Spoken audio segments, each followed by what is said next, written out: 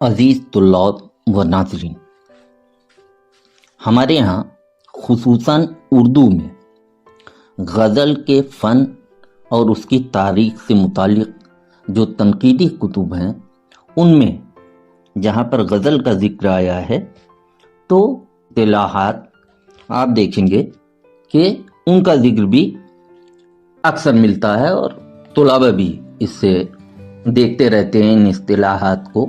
مثال کے طور پر غزل کے ضمن میں کہ غزل میں قطع بند، اسی طرح سے مسلسل غزل، موضوعی غزل، اور یا پھر دو غزلہ، سے غزلہ، چہار غزلہ وغیرہ وغیرہ۔ تو آج کے لیکچر کا بھی درس موضوع یہی ہے کہ غزل کے تعلق سے یہ دو غزلہ یا جسے دوہری غزل بھی کہتے ہیں، اسی دو غزلہ کو سے غزلہ اور چہار غزلہ وغیرہ کیا ہے۔ ایک خاص اس کے لیے شرط کیا ہے کہ پہلا شعر غزل کا مطلع ہوتا ہے جس کے دونوں مصرے ہم قافیہ ہوں گے۔ اب مطلع کے لیے ایک مصرع ہوگا تو وہ جس زمین میں کہا جائے گا سارے اشعار اسی زمین میں ہوں گے۔ اب اس میں صرف طلباء کی وضاحت کے لیے کہ غزل میں زمین کیا چیز ہے تو بڑی آسانی سے اس کو آپ یوں سمجھیے کہ غزل کے لیے کسی خاص بحر کی قید نہیں ہے، لیکن یہ ضرور ہے کہ عام طور پر جو ہمارے یہاں تمام کلاسیکی اصناف ہیں ان میں طریقہ کار اختیار کیا جاتا ہے غزل کے ساتھ بھی کہ جب آپ غزل موضوع کرنے کے لیے اشعار کوئی ایک بحر اس کا انتخاب کرتے ہیں تو پھر پہلے شعر جسے مطلع کہتے ہیں وہاں سے لے کر آخری شعر تک، مقطع تک وہی بحر رہے گی، بحر بدل نہیں سکتی۔ ایک شرط یہ ہوئی۔ دوسرا قافیہ، اور تیسری چیز ردیف۔ حالانکہ ردیف شرط نہیں ہے مگر غزل میں کثرت سے استعمال ہوئی ہے اور آج بھی ہوتی ہے۔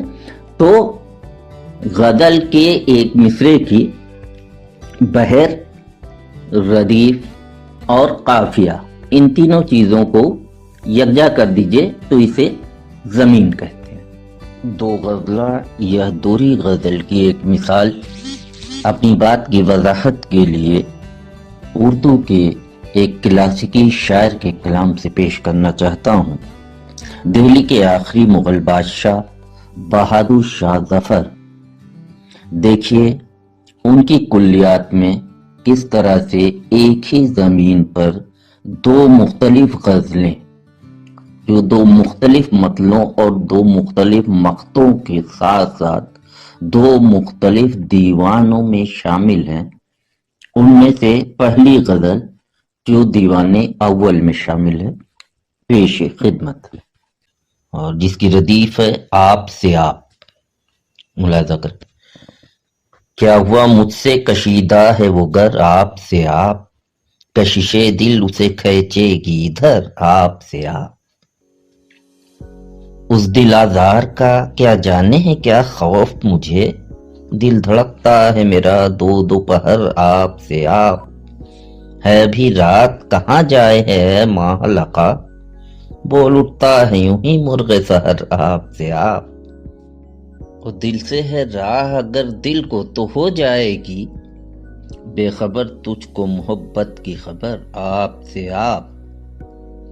دل کے آئینے کو تو صاف تو کر دے ذرا، اس کی صورت تجھے آئے گی نظر آپ سے آپ۔ مقطع دیکھیں۔ فکر و تدبیر سے کیا ہوگا کہ جو ہونا ہے، ہو رہے گا تیری قسمت سے ظفر آپ سے آپ۔ اسی زمین میں دوسری غزل جو کلیات ظفر میں دیوان دوم میں شامل ہے، مثال کے لیے چند اشعار ملاحظہ ہوں۔ یہاں پر ایک بات اور قابل ذکر ہے کہ کیونکہ یہ دونوں غزلیں ایک ہی زمین میں کہی گئی ہیں لیکن دو الگ الگ دیوان میں شامل ہیں۔ اول الذکر دیوان اول میں شامل تھی اور یہ دوسری غزل دیوان दो में शामिल है। तो इससे एक ये भी बात साबित होती है कि दो गज़ला से गज़ला या चार गज़ला के लिए किसी ख़ास वक्त या मुद्दत की कोई क़ैद या शर्त नहीं है। किसी एक ख़ास वक्फे में, किसी एक ख़ास मुद्दत में एक ही ज़मीन पे एक शायर के ज़रिए एक से ज़्यादा गज़लें कही जा सकती हैं। दो गज़लें कहलाएंगी तो उसे दोहरी गज़ल या दो गज़ला कहेंगे, और अगर दो से ज़्यादा तीन गज़लें हैं तो इसे तिहरी गज़ल या से गज़ला कहते हैं। और इसी तरह से अगर चार गज़लें कही गई हैं एक ही ज़मीन में एक शायर के ज़रिए और अलग अलग मतलों और अलग अलग मक़तों के साथ, इसके लिए शर्त दो गज़ला से गज़ला या चौगज़ला के लिए सिर्फ यही है कि गज़ल का खालिक यानी शायर और गज़ल की ज़मीन वो एक होनी चाहिए। गज़ल के चंद अशार मुलाहिज़ा करें। मतला, होगा ज़ाहिर ये मेरा दर्द जिगर, आप से आप, जिगर खबर वगैरह इसके काफ़िए हैं, और रदीफ़ है आप से आप। होगा ज़ाहिर ये मेरा दर्द जिगर, आप से आप, तुझको हो जाएगी बेदर्द खबर, आप से आप। हुस्न मतला देखें। हो रहेगा कशिशे दिल का असर, आप से आप, खिंच के आ जाएंगे एक दिन वो इधर, आप से आप। वो कहीं हो कोई छिपता है मेरी आंखों से, ढूंढ लेती है उसे मेरी नजर, आप से आप। नहीं खुलता हमें किस गुंचा दहन का है ख्याल, यूं जो हम रहते हैं चुप दो दो पहर, आप से आप। लबे शमशीर से क्या मुझता सुना है कातिल, हंस रहा है जो मेरा जख्म जिगर, आप से आप। काम है वक्त पे मौकूफ, जब आ जाए है वक्त तो हो जाए है उस वक्त ज़फ़र, आप से आप। अब एक चीज़ और इशारा करना चाहता हूँ एक ख़ास पहलू की तरफ, कि ये देखिए ये भी शर्त नहीं है, मगर क्योंकि असातिज़ा ने इसका ख्याल रखा है और ये एक तरह से खूबसूरती में इजाफा करता है कि जब दो गज़ला या से गज़ला या चौ गज़ला कहा जा रहा हो तो हर गज़ल के खात्मे पर जो शेर आता है यानी मख्ता, तो तमाम गज़ल के जो मख्ते हैं उनमें एक रब्त होना चाहिए, और वो रब्त एक ख़ास कैफियत का हो सकता है कि एक ख़ास कैफियत की तरफ सभी मख्तों में इशारा किया जाता है। इसी तरह से अगर कोई शायर एक ज़मीन में दो से ज़्यादा गज़लें कहता है, यानी अगर एक ही ज़मीन में तीन गज़लें कहता है और उसका मतलब भी अलग होता है तीनों गज़लों का, तो उसे से गज़ला कहेंगे। और इसी तरह से अगर चार गज़लें वो कह रहा है तो उसे चौ गज़ला कहेंगे। कई बार तरीक़ाकार इसमें यह भी अख्तियार किया जाता है कि गज़ल अगर बहुत तवील हो जाती है, क्योंकि एक बहुत पुराना तस्वुर है, हालांकि गज़ल में अशार की तादाद कितनी होगी इसको लेकर अलग अलग उलमा अदब की अलग अलग राय रही है। बाज़ जगह ये भी आया है कि गज़ल के अशार की तादाद 5 से लेकर 20 अशार तक होनी चाहिए, और बाज़ जगह ये भी आया है कि 4 से 17 अशार तक, लेकिन कभी भी इसकी पाबंदी नहीं की गई है।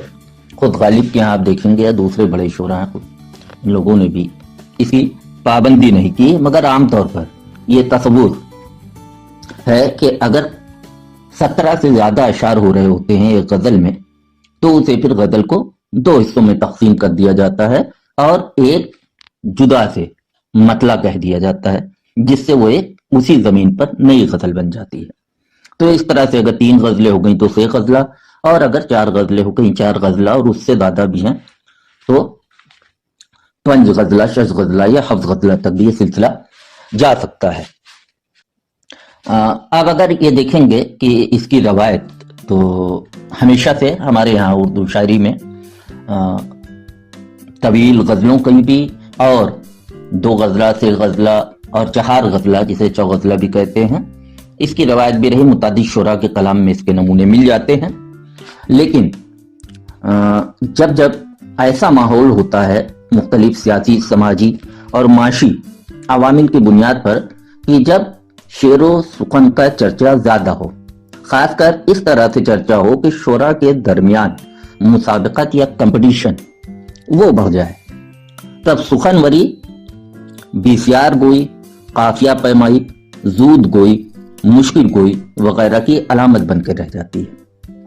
میں نے اپنے ایک لیکچر میں لکھنؤ دبستان میں انشاء اور مصحفی کے درمیان، دبستان کی شروعات میں ہی پہلا دور جو کہلاتا ہے، اس میں ان دونوں کے درمیان جو مقابلہ اور مناقشہ رہا ہے ادبی، اس کے سلسلے میں گفتگو کرتے ہوئے یہ بات کری تھی کہ کس طرح سے ایک دوسرے پر سبقت لے جانے کے لیے، اپنے آپ کو بڑا سخنور یا بالاتر ثابت کرنے کے لیے اور دوسرے کو تہی دست ثابت کرنے کے لیے ایک دوسرے کے جواب میں طرفین سے غزلہ یہاں تک کہ چوغزلہ تک لکھا گیا ہے۔ تو اس وقت ایک دوسرے کے جواب دینے میں صرف دیکھیں کہ گردن کی میں نے مثال بھی دیا تھا کہ ایک ردیف تھی، اس میں مصحفی نے ایک غزل کہی تھی، سلیمان شکو کے دربار میں اس کو پڑھا تھا۔ اس کا مطلب تھا سر مشک ہے تیرا تو کافور کی گردن، نہ موے پر ایسے نہ یہ حور کی گردن۔ اب اس میں آپ دیکھیں گے کہ ایک دوسرے کا مضحکہ اڑانے میں اور جواب دینے میں طرفین سے 3 غزلیں ہو گئی تھی۔ ظاہر سی بات ہے، بعض اس میں اشعار ایسے تھے، پوری غزل ایسی تھی جس کو آپ غزل کہیں گے، حیت کے اعتبار سے وہ صرف غزل ہے کیونکہ مقصد ہی وہاں پہ مضحکہ اڑانا تھا، لیکن اس کے ساتھ ساتھ سنجیدہ غزلیں بھی کہی گئی، یہ دکھانے کے لیے کہ دیکھیے مشکل اور سنگلاخ زمینوں میں مشکل قافیے اور ردیفوں کو کس طرح سے شعر کے قالب میں ڈھالا جا سکتا ہے، کتنے زیادہ قافیے جسے ہم قافیہ پیمائی کہتے ہیں ان کو غزل کا حصہ بنایا جا سکتا ہے۔ اب اس کمپٹیشن میں ظاہر سی بات ہے کہ طویل غزلیں بھی ہوئی ہیں، 2 غزلیں بھی ہوئے، 6 غزلیں بھی ہوئے، 4 غزلیں بھی ہوئے ہیں۔ یہ ایک علیحدہ موضوع ہے کہ اس سے شعر کو کتنا فائدہ ہوا ہے یا کتنا نقصان۔ بہرحال یہ صورتحال رہی۔ اس کے علاوہ بھی اس کی اچھی مثالیں بھی مل جاتی ہیں، اتحد میں بھی، لکھنؤ میں بھی اور اس کے باہر بھی، اور تمام عہد ہم لوگ دیکھتے ہیں آج تک 2 غزلہ سے غزلہ ان کی روایت یہ زندہ ہے، کہے جاتے ہیں، اور بعض بڑی خوبصورت اس طرح کی غزلیں کہی گئی ہیں۔ اب عہد حاضر کی بات کریں تو عہد حاضر کے ایک شاعر ہیں ظہیر احمد ظہیر، ابھی حال ہی میں ان کا کلام کو دیکھنے کا مجھے موقع ملا تو نظر پڑی تو ایک سے غزلہ ان کا، اور یہاں پر نہ تو مقصد ہے اور نہ ہی جواز ہے کہ پوری غزلوں کو، سارے اشعار کو یہاں پر پیش کیا جائے، صرف مثال کے لیے ان کے چند اشعار 3 غزلوں سے پیش کیے دیتا ہوں۔ اس میں ایک چیز اور بھی ہے کہ یہ مختلف اوقات میں یعنی الگ الگ مدت میں لکھی گئی 3 غزلیں ہیں جن کی زمین ایک ہے، اس لیے آپ دیکھیں گے کہ حالات کے بدلنے سے، وقت کے بدلنے سے شاعر کی فکر میں جو تبدیلی آتی ہے، ایک فطری ارتقائی عمل جو ہوتا ہے، اس کی آپ کو نشاندہی بھی جب ان اشعار کا مطالعہ کریں گے تو آسانی سے ہو جائے گی۔ یہاں پر میں کوشش یہ کروں گا کہ صرف مطلع اور مقطع، کیونکہ اس کا طریقہ کار کیا ہوتا ہے یہ وضاحت ہو جائے۔ تو اس کی پہلی غزل اول، اس کا مطلع ہے: ابیر و عنبر و مشک ختن کی بات کرو، ہر استعارے میں اس گل بدن کی بات کرو، سحر شگفتن غنچہ کے انتظار میں ہے، صبا سے پھر کسی غنچہ دہن کی بات کرو۔ اب اس میں بعض اور بھی اشعار ہیں، مقطع دیکھیے اس کا: وہ جس کے دم سے تھی رنگینی بہار سخن، ظہیر تم اسی طرز کہن کی بات کرو۔ اب یہ اس سلسلے کی پہلی غزل ہے۔ دوسری غزل بھی ملاحظہ کریے، زمین یہی ہے: غم فراق نہ رنجو محن کی بات کرو، دیار غیر میں یارو وطن کی بات کرو، حصار مجلس دیوار و در ترک جائیں، فروغ دامن کو ہو دمن کی بات کرو۔ مقطع دیکھیے اس غزل کا کہ ہزار عقدہ باہم اسی سے وا ہوں گے، ظہیر اپنے زمین و زمن کی بات کرو۔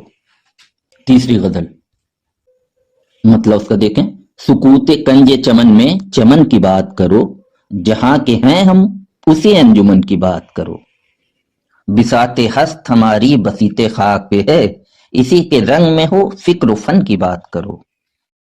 नाज़रीन, आज के इस लेक्चर में अक़साम गज़ल के तहत दो गज़ला से गज़ला और चार गज़ला के ताल्लुक़ से चंद बातें आप लोगों के दरमियान शेयर करना मकसूद था।